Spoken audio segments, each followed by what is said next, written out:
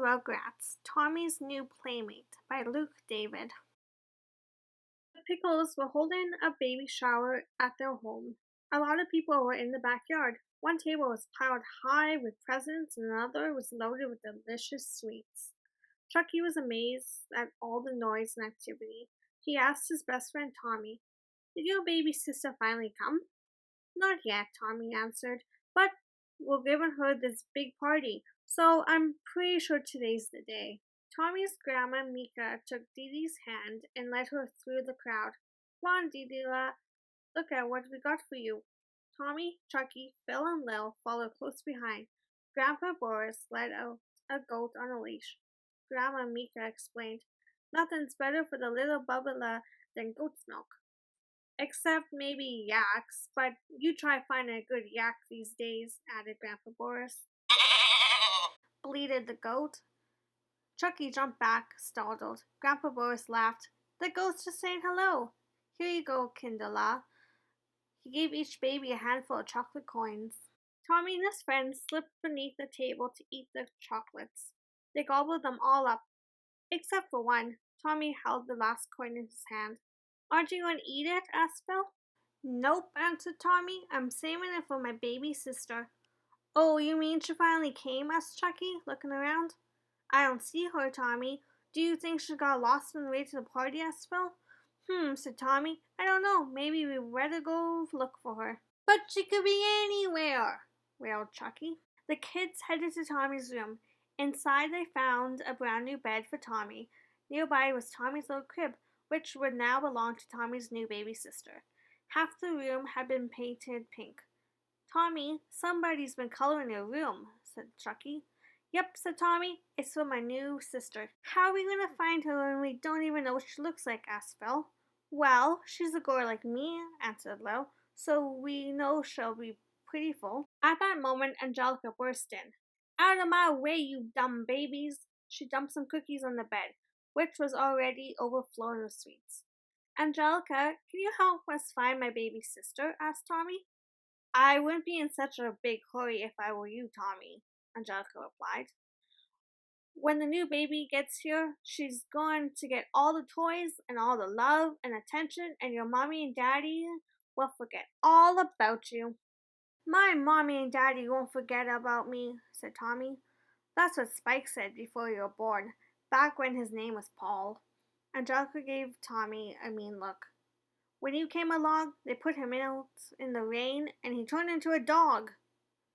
"But that's not going to happen to me, Angelica. My mommy and daddy will love me no matter what," said Tommy. Suddenly, they heard someone singing in the backyard. Angelica rushed to the window. "Who does Susie Carmichael think she is?" she yelled as she ran out. The kids hurried to the backyard after Angelica. She joined Susie, and together they started singing, "A baby is a gift from a Bob." During the song, Chucky said to Tommy, "Do you really think babies are a gift from a Bob, Tommy? 'Cause if Bob brings a gift, it's probably one of them," he said, pointing to the shower gifts on the table. Chucky, Tommy, Phil, and Lil crawled over and started ripping wrapping paper off the gifts. As Angelica and Susie were finishing their song, Tommy opened the last present. No baby. Just then, Angelica and Susie hit their last, particularly horrible note. Suddenly, Tommy's mom gasped. She hugged her giant belly. Her face squinted up in pain. "Oh, Betty," Dee Dee said to her best friend, "it's time." At that very moment, the goat got loose and knocked over a table. The table hit a sprinkler valve, which turned on all the sprinklers. People zigzagged away from the spray, trying not to get soaked. Papa Lou scooped Tommy up and said, "Now that's what I call a baby shower." Dee Dee was rushed to the Lipschitz Birthing Center. In the corridor, she held Tommy's hand. "Don't worry, sweetie. Mommy's going to be okay." Tommy's dad, Stu, pushed her away in a wheelchair behind the doctor. "Gosh, Tommy," said Chucky, "your mommy sure seems upset." "Maybe your baby sister really is lost," said Lil. Tommy replied, "Well, maybe we can buy a new one." He pulled out the last chocolate coin from his diaper. "Let's go find my new sister." The grandpas didn't notice the kids walking away down the hall. "Wah! Wah!" Crying came from behind some big doors. Tommy pushed them open. "Hey," said Phil. A baby store. You guys, help me pick one my mom would like, said Tommy. Tommy, Chucky, Phil, and Lil moved from one tiny wrinkled baby to the next as the newborn sang, "This world is something new to me." Meanwhile, Dee Dee and Stu were in the delivery room. The doctor was holding the just born baby. Stu looked at the tiny baby. "She's so beautiful, Dee Dee. She's so precious. She's a boy!" he exclaimed. "Hello, my wonderful, sweet baby boy," said Dee Dee as she took him in her arms. "I guess we won't be naming him Trixie," said Stu. Instead, they named him Dylan. Dill for short. "Dill Pickles," said Stu. "I like it." After the grandpas found Tommy and his friends in the nursery, they took them to Dee Dee's room. Dee Dee was in bed, and all around her stood her family and friends.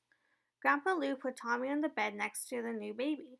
"Tommy," Dee Dee said, "I want you to meet someone very special. This is your brother Dill." Tommy was suddenly filled with happiness. He smiled at his new baby brother and reached out his hand to touch him.